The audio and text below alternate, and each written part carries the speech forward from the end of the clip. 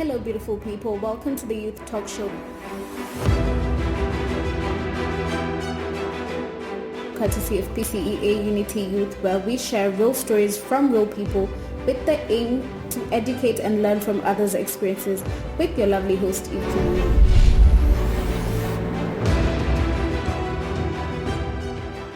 Hi guys, welcome to today's podcast. I am your host Eve Kimoro. Today we're going to talk about financial management. I know this is a topic that we need to understand better so that we can make use of our money in the best way possible. And today I have amazing guests who are going to introduce themselves and help us to tackle this topic. And we will start from you. Thank you. My name is James Domo. I'm a member of this church, and hope we are going to learn, and we shall put into practice what we are going to learn. Thank you. Thank you so much. My name is Amos Raimba. I'm a financial advisor with Site on Investments. It's a pleasure being with you today. Thank you so much. Even before we start tackling the topic, I would like to hear your experiences, especially when you got your first salary. Yeah, I can start with you, Amos. My first salary, it was very interesting because I was just out of campus, and I had joined a company called Old Mutual, and they were paying a retainer. In terms of salespeople, they usually pay a retainer and commission. So by then they paid me 10,000 shillings. I was working in Eldoret. Now, before that 10,000 came in, I was anticipating that I'll be rich. So I did not have a plan of exactly how I will use it. Yeah, but in essence, when it came in, when it hit my account, I had a lot of debts that I had borrowed to survive outside my home place. So I ended up paying all the debts, and I only remained 500 shillings. Okay. James? My first experience when I got my first salary was quite an exciting one. I received my salary, and I thought to myself, wow, I have money. When we're paid, you have your pay slip, you see the amount that are being deducted as taxes, and the amount that hits your account. Now you're very rich. I ended up spending more than what I had earned, and that was a bad experience that I decided I needed to change, and that's why I decided to now plan my finances well. Yes. I think most of us are in that category of, this is my first salary, or this is the salary I'm earning. So, pesa itakuwa inakuja every month. So, you can spend that money. And that's why you find us having bad spending habits zenye hazitulete benefits to our finances. So, right now, I know you're in a better position to advise someone and tell them that, by the way, if this is your first salary, this is what you are going to do. So what really influences your financial decisions as of now? James? Thank you, Eve. Currently, what influences my financial decision is the plans that I have. I have planned to achieve. They may be short-term, medium-term, and long-term. The short-term plans that I normally have are the plans for below 1 year. The medium-term are above 1 year to 3 years, and anything that is above 3 years, that's my long-term plan. So any pay that I get at the end of the month, I normally break my pays into those plans. Yes. Amos, you can share something concerning the same? I think I can concur with him. Basically, right now, the basis of your spending depends on the plan, the future plan you have. Now, I usually tell people nowadays that before you get money, can you anticipate spending it? As you anticipate spending it, can you plan on what you will spend on it? So that when the money hits your account today, already you have got a plan down, not down, but I'll pay school fees 10,000 shillings, I'll pay rent 15,000 shillings, I'll send my mom 2,000 shillings, I'll do blah blah, something of the sort. So when the money hits your account, sit down with your plan and implement it. Don't wait until you have the money before you plan how to use it, because that one, it will something will come in your mind that anyway, spend this, buy shoes, do this, and you realize you are spending on unessential things in the plus. James has talked about long-term and short-term planning. Would you explain further concerning that? Because maybe my long-term, I don't understand concerning the long-term and short-term planning. Short-term and long-term planning, it all depends on what I usually call, it falls under principles of investment. We have a number of principles of investment. First of all is what we call plan about saving. As you are planning in terms of what you want to do in the future. Now, the short-term investment or short-term saving, it entails to what you want to achieve on a short period of time. Let's say, for example, 6 months. Let's say, for example, 3 months. For example, we are in October right now. December is a holiday month. So you'll say, I want to save something small for me to go for a holiday in December. Those are short-term plans. Now, we are young people. Maybe you want spade to buy a car. You want spade to build a house on your own. They will say, I want to construct a house of my own in 5 years' time.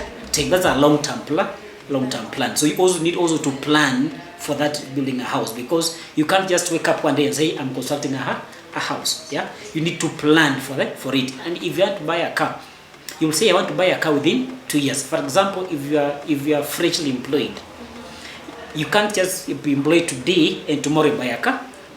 You will have to sit down and plan and say, after 5 years of working, I want to be owning a car. So whatever you'll be working on, whatever you'll be saving, it's geared towards that 5-year plan of investing. But the short term is just meant to help you manage your finances on a short period of time. And this one entails maybe you want to let me use, for example, you have got a job, you have you don't have a nice phone, and you say, within 3 months or 6 months, I want to buy an iPhone. Yeah, you can save slowly for an iPhone. So a short-term investment plan usually entails a small amount of money, but a long-term investment plan entails a larger sum amount of money. Yes. Okay. James, I would like you to just give someone a guidance. Probably I'm getting maybe 10,000. 10,000 a month.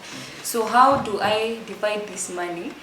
In each way, I have some investments and I have some savings somewhere that I can get in days, so that I'm spending this money in the right way. Yeah. Thank you, Eve. There is a model that has been developed. It's called the 60-30-20 rule, whereby it says, for example, if you earn that 10,000, 60% of that 10,000 should be spent on things that you normally use. Recurring expenditure. Thank you, Eve.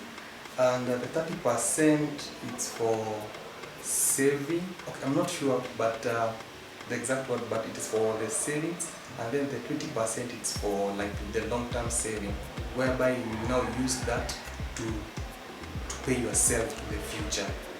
Yes, maybe Amos can help me on this. Yeah.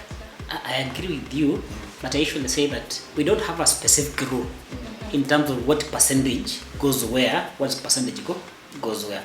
It's just self-discipline.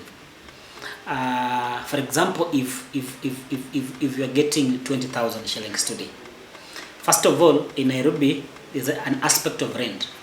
You need to ask yourself, where am I living? Don't live a place whereby the rent it takes more than half your salary. Yeah, it will not help you.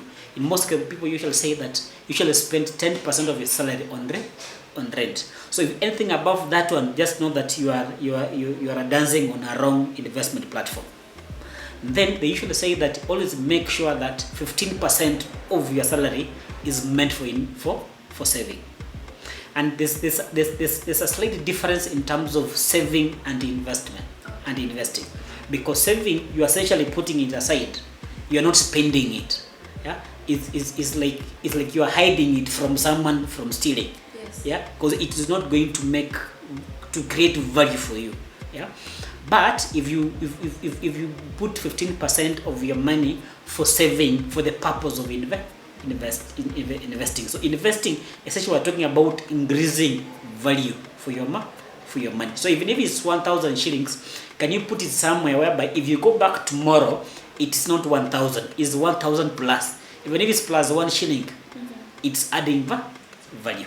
So in terms of how to spend, let's just say from 10,000, there's no specific rule, but it's just you to know, as we began by saying, planning. You have to plan in terms of prioritize. And the most priority you have to put in place, first of all, is 15% meant for invest. These others you can now adjust and say, this one can be spent on recurrent expenditure, this one can be spent on rent or something of that sort. But first of all, have that habit of, I want to invest 15% of my salary. Yes. Nice. So you have talked about there is saving and there is investment. Yes. And I love the way you have explained the difference. So what are the available opportunities for me when it comes to investment? When it comes to investment, there are a number of platforms. Now that we are talking about youths, Yes. we all know that as youth we don't have money to invest. We don't have money. But it's about building a culture of investing. So right now, I'll talk about a few number of investment opportunities that one can invest in. One can join SACCO. SACCO, when you join SACCO, one you are killing two birds with one stone. You are either saving and at the same time you're also investing. Because when you buy shares in a SACCO, those shares after some time the value will increase. When the value increases, you can sell the shares, not selling, but you can earn dividends in the SACCO. Which means you are increasing value. That is investing, isn't it? Now, before even you choose a SACCO, again, you also need to analyze and see, am I investing in a legit SACCO? Because right now in Kenya, we have a number of SACCOs across the board. You can invest in a SACCO today, you wake up tomorrow, that SACCO has sunk. Yeah, you have had very many old people complaining that they invested money into buying plots and so on. You have to do your own analysis and realize the SACCO I'm investing in is legit. And again, also find out, am I eligible to join this SACCO? Because SACCOs are for specific members. For example, we have got the SACCO meant for police, we have got the SACCO meant for Kenya Power. So you also need to realize, am I choosing a SACCO that I'm legit? So one, you can invest in SACCO. Two, you can also invest in what I call stock market. Stock market, I'm talking about you buying shares into publicly trading companies. You know, we have got what's called Nairobi Stock Exchange. Yes. You can try to buy shares into public companies, and those shares, after some time, the share value will shift and change. When it shifts and changes, you can either sell them at a higher price or even at a lower price. But again, during the period, again, for example, we're talking about long-term and short-term investment. If it's a long-term plan, you're investing in shares. If the share value increases, you can sell them at a higher price. I'll give you an example of Safaricom shares. The people who bought Safaricom shares when it was being floated on the market initially, I think it was around 2 shillings, 5 shillings. Yeah.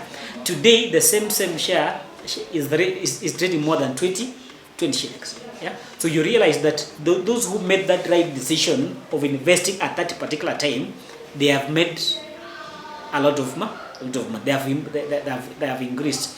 Again, in terms of shares, even without looking at the share increment value, we have got what we call dividends. On a yearly basis, you will earn the dividends. And I usually another habit of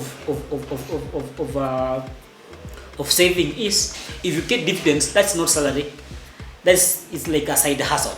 It's money that is coming without expectation. Usually spend that money wisely, because in most cases people will find the money that comes along the way that they have not expected, and they realize this one I can misuse it because it's not within my plan. So you also need also to plan for those. Another opportunity that one can invest in is what called treasury bills and bonds. Yes. The government of Kenya usually float treasury bills and bonds every now and then for the purpose of generating money to fund projects. Now the treasury bills sometimes like the minimum amount of you can buy in a treasury bill is 100,000. The bond is around 50,000, but it is both short term and long term because the treasury bill is usually between 93 bills, 186 something, and some is like a 3 month, 6 month, and 1 year. Yeah, so is in essence you are lending the government money over a specific period of time, and the advantage with it is that you are getting a guaranteed interest rate. So because if they floated a bill of, let us say a 1 year bill at 12%, you are guaranteed that within the 1 year you will get that 18%. The rate will not change. Another advantage with the treasury bills is that it's secure. Yeah, because you are lending the government. The government cannot collapse tomorrow. It's there, so you are secure. Like the money is safe. When you look at these conservative people, especially the old guys, they trust treasury bills like no one else because they know that money is safe. Another example, an example of maybe bond that can capture the youth. Recently, the government came up with what's called Emakiba, where they were trading at 3,000 minimum 3,000 investment, and those who invest actually they got their returns recent. So it's also a good platform of investment. Another opportunity is unit trust. Unit trust is like a collective investment platform. Yeah. In most cases, the most common unit trust approach is money market. Yeah, where you save over a period of time, but the minimum amount of money is varied across the board because you'll get a company that gives you at 100 shillings, you'll get a company that gives you at 1,000 shillings, and the interest rate again is also varied. The only problem with the only maybe disadvantage unit trust is the interest rate is minimal. Yeah, it can go up to even 7%, but because it fluctuates on a daily basis. Yes. The advantage with it is that it is regulated by the capital market authority. Another aspect in terms of, before I talk about that, is when you look at those investment opportunities, first of all, you look at the security, especially because we are young people. You look at where my money is going. Is it safe? Because you can't save 10,000 today and invest somewhere and it sinks tomorrow. You will lament and say, did I not think so much about it? So you should look at security of the fund. So all that I've talked about, like the SACCOs, look at the legit SACCOs. Are they regulated by SASRA? That's the about the regulated SACCOs. The treasuries and bonds is secure because the government. When you look at stock market, that one it's regulated because public is regulated. You look at unit trust, is also safe because it's regulated by the capital market authority. Advantage with the unit trust is that, especially for the youth, it cultivates the culture of investing. Because even today, you can invest 1,000 shillings. Let me talk about even. In fact, I can tailor that to Saiton Investments. They have a product called Saiton Money Market Fund. Is part of unit trust, and that money market fund you only invest a minimum of 1,000 shillings over, and the advantage unit trust across the board is that it earns interest on a daily basis, and that interest is compounded. Yeah, and you can exit at any particular time. So that one is I can call it as a short-term kind of saving plan and investment, because you can come in today and exit tomorrow.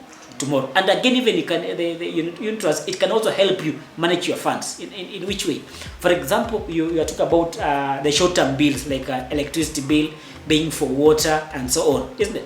You can have a unit trust whereby it's automated.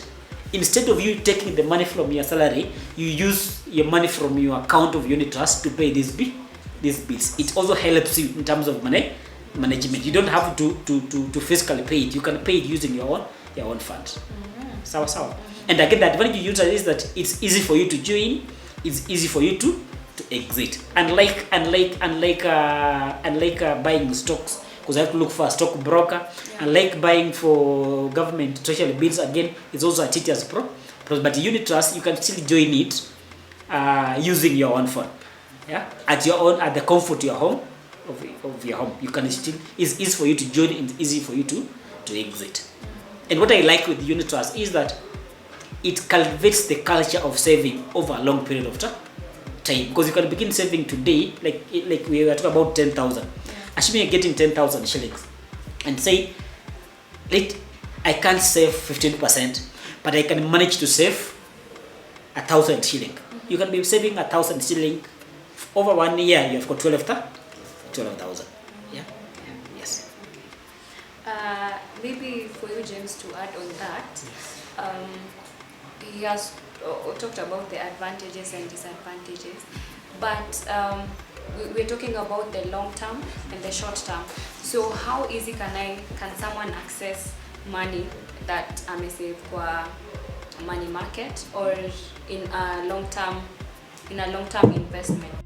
For example, I have an emergency and I've been saving in, let's say, in UAP, and my investment is for about 7 to 10 years. Is it?